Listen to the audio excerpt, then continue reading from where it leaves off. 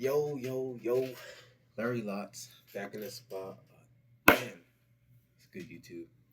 Look, man, today was actually a crazy day, man. First day on the funded. It wasn't even too crazy, but first day on the funded, not funded yet. First day on the funded, and I ended the day break even. I mean, technically, I ended the day in profit by $1, as you can see here, but I'm gonna take you into a little journey how I got there. It's not gonna be too long of a video, but yeah, it's crazy. So, anyways, when I came into the day, I was thinking like we're bullish because overall we're in an upward trend. All right, you can see here this structure just got broken. We're looking to push up. See, the thing that made me believe we're gonna go lower the other day was that we broke highs here, retested into it's nothing basically. It failed to make a new high, came down, broke a new high, and then I didn't trust this and need to retest. The same principle should have applied, but I wasn't thinking. We tested down into more nothing, gaps, but still more nothing.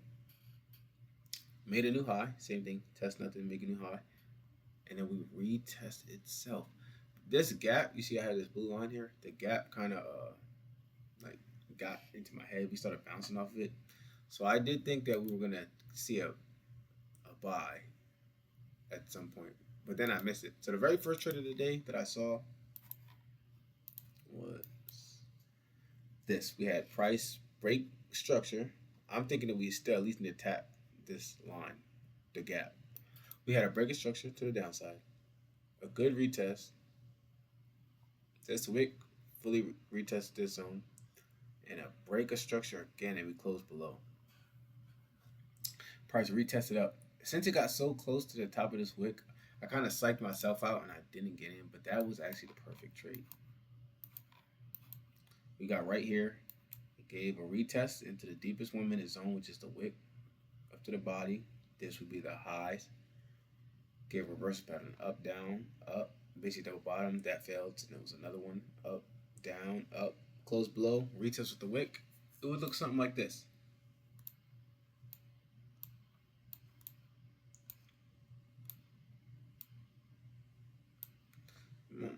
Basically 1 to 1. We can go here if you want to be like risky, but I missed it. I didn't take it. I got scared. I psyched myself out. So yeah. So I said it's okay though because I'm gonna get the continuation pattern. Price made these two big structures, pushed all the way down, closed below here with this candle, and retested the zone that I drew. I was like, yeah, that means we got to go lower. I'm looking at this time frame. I'm like, we can go down to the zones below. I'm thinking that overall real hourly price has to test down here before it bounces up again. But I believe it has to go even lower because the major structures that we were looking to get broken were here. So price could really sell all the way down to 29,600, another 400 to 500 points before we see another major push up. Obviously, anything can happen, but like price could sell all the way back down here if we're really dependent on price retesting itself before it makes new highs. These are all minor highs. The structures were cool, but if we're looking at the big picture, it's this. Boom, up, down, and then up. So where does it have to retest? Here, in order to go up again. So that's something I was considering. I lost the sell. Price was pushing up. I said, dang, so maybe it really is buys. We just tapped the gap twice, tapped even lower. You can call that liquidity, as some people say. That's basically when you tap like prices or areas that weren't recently tested already. Like see how price came here all the way to the left, it wasn't touched. So it's liquidity. And then price started pushing up. So I went down here. You can see I have let me better off the screen. I have a bullish position tool here. Along. I got the continuation pattern. That price made two higher highs. A sharp move down that closed below here. And a big move up and a retest. And I got it. Oh, it was already drawn right here. I just redrew it. But look. But that's how you know that you can literally draw the same exact thing. Like it's just so ingrained into me. Like that is my motto. And then I just took it. I took it up for a 1 to 1.5. Yep. Yo, tell me that's not a Tell me that's not a perfect TP just about, man. Like, are we seeing what happened after that? 1 to 1.5. Like, I was working too. I came back and saw price hit, man. I was hyped. I just took a loss. Then I took a win. I was up 100 for the day. And that's my fault. I was going to call it for the day and be up 100 on the account. Afternoon session came. I was waiting. Price tested the hourly zone. I was waiting. I'm like, I need to see two. This is my fault again. I need to see 2:15. I need to see a 15-minute reversal pattern. See, notice price bounced, didn't close. Didn't have a double top that closed above and retested. But then it also tested the 5-minute zone below it. So I thought that if I got a 5-minute reversal pattern, a 1-minute reversal pattern, I would be good. But also had the 5-minute reversal pattern after it's tapping the 15. Had down, up, down, price close above, and a retest. And then somewhere in here, I had a 1-minute reversal or change of character. So I'm like, all right, I'm going to go ahead and take the risk. Price was up here a little bit, then it chopped down, then it was up a little bit. Then I added a position because initially I was going to get in at price broke 119 because that was the close above the second 5-minute candle. Maybe it was the 15. I think it was this other 15-minute candle. So I was going to get in at 119. So I also was getting a little greedy. When price closed above 119, right here, I got in. I bought basically at the highs, man, and then it just sold all the way down until 4.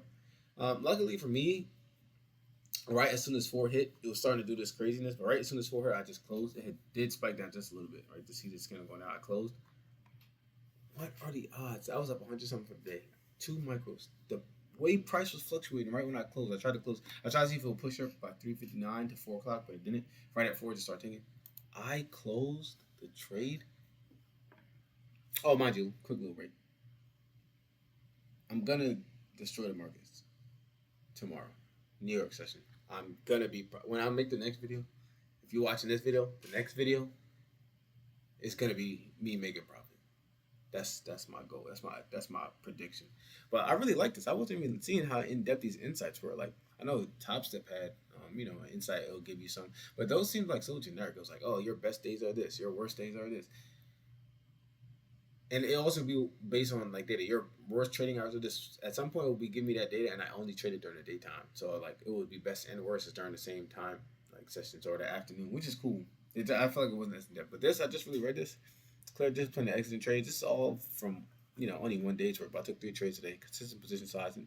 I was doing 1 to 2 micros. High proportion losing trades. Yeah, I lost more times than I lost, and then I added to my last position today, and I lost with a limit, and then I closed a raw and a loss. So that counts as 3 losses.